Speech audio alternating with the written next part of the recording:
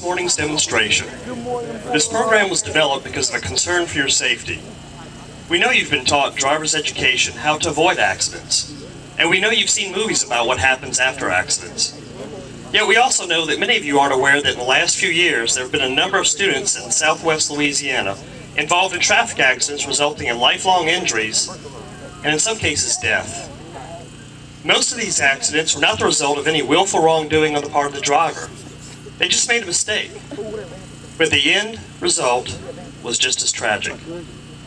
This morning's program is a little different from other traffic safety demonstrations that you may have seen in the past. We're going to let you share with the victims exactly what they experienced during and after a traffic accident. This will happen in real time, exactly as it would and does in a real situation. During today's program, narration concerning the activity taking place before you will be provided by Sergeant James Anderson with Louisiana State Police. The participants and sponsors of this morning's program are Louisiana State Police Troop D, Allen Parish Fire District Number 4, the Kinder Police Department, the Allen Parish Sheriff's Office, Allen Parish Ambulance Service, Manual's Wrecker Service, Ardoin's Funeral Home, Kinder High School, and Mike's Towing Service. In 2009, 918 people were killed in alcohol-related automobile accidents in Louisiana. Car crashes are the leading cause of death among people ages 15 to 20. In an automobile crash of only 30 miles an hour, trying to stop yourself from hitting the dashboard and windshield, or keeping yourself from being thrown from the vehicle, is equivalent to taking a headfirst leap off a 3-story building.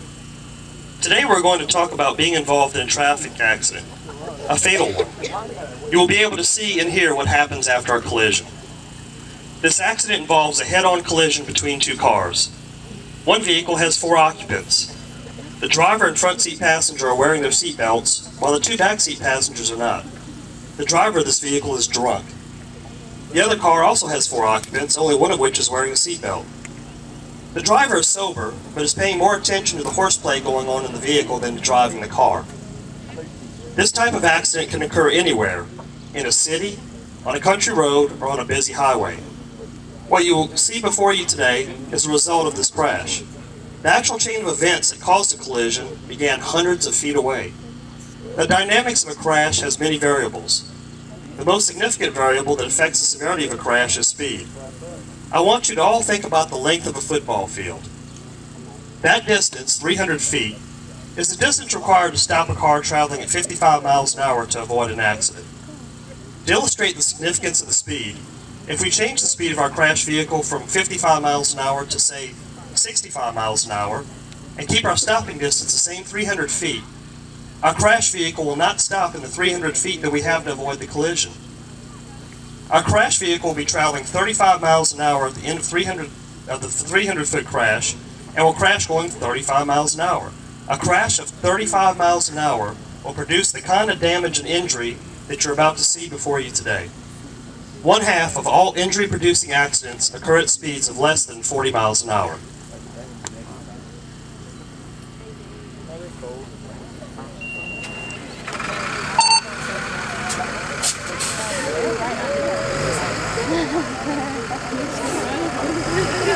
I know when you see all the boats.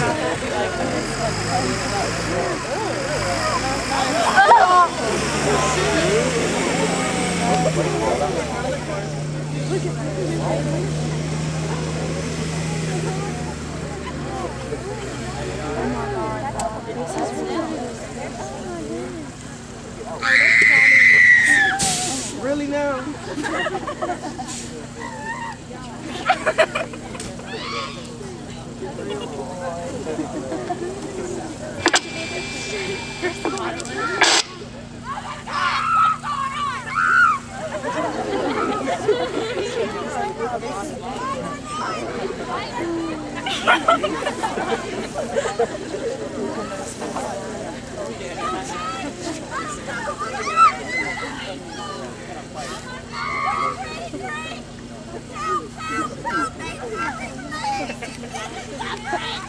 This is what occurred as this accident happened. In the first 1/10 of a second, the front bumper and chrome frosting of the grillwork collapsed. Slivers of steel could penetrate a tree to a depth of 1.5 inches. In the second tenth of a second, the hood rose, crumpled, and smashed into the windshield. The rear wheels left the ground. The fenders contacted the other car, forcing their rear edges over the front doors. The passengers continued to move forward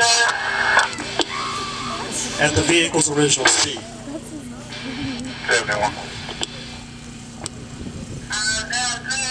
By the Kinder High School, we have two vehicles, 6 or 20, looks like a head-on. We are advising the M1.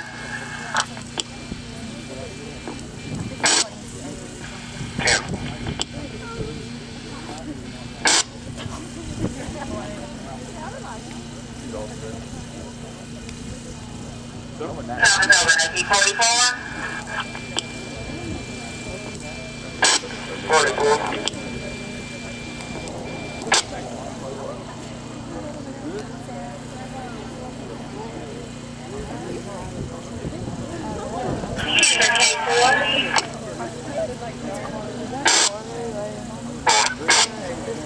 Inside this receipt is 21. They have a signal 20 in front of the Kinder High School. It's going to be a head-on collision. Injuries unknown. 10-4, head-on.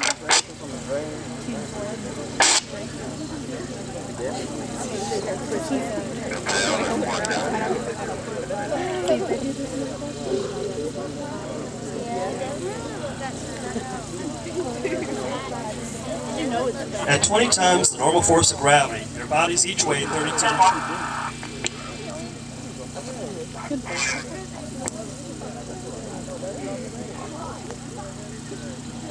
If their legs were straight, they would snap at the knee joints. In 0.3 of a second, the driver's body is now off the seat and upright. The plastic and steel frame of the steering wheel begins to bend under his grip. His head is near the sun visor. In 0.4 of a second, the car's front 24 inches have been demolished, but the rear end is still traveling about 35 miles an hour. The driver's body is still traveling at 55 miles an hour. The engine impacts into the other car. The front seat passenger is thrown through the front windshield. In 0.5 of a second, the driver's fear-frozen hands will have bent the steering wheel.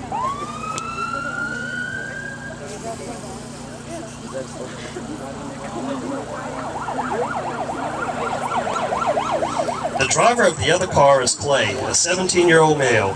He is the only occupant wearing a seatbelt, and although he received a few minor lacerations and bruises due to the impact of flying pieces of glass, he remains awake and alert throughout the entire ordeal.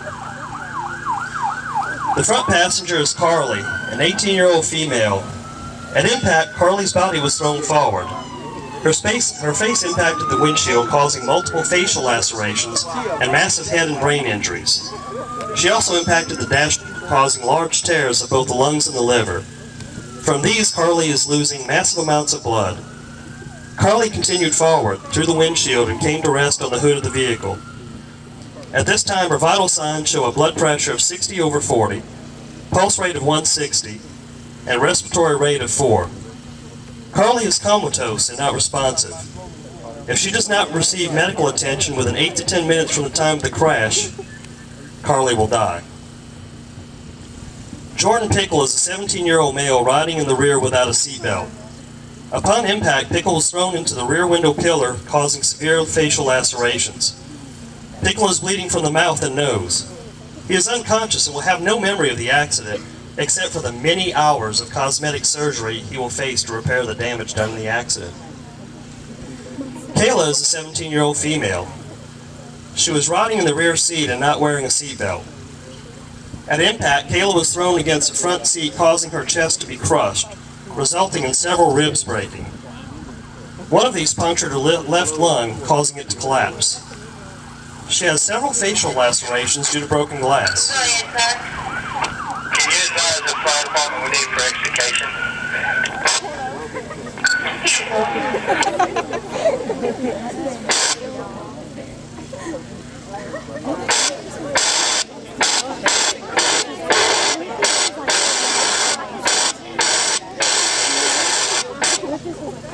They picked the right.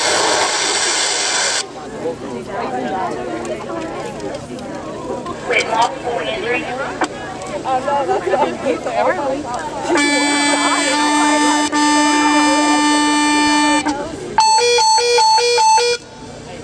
Kinder Fire Department. This is Kinder Police Department. We need extrication en route to 383 by the high school. There's a signal 20 head-on collision with multiple injuries. 10-4 Kinder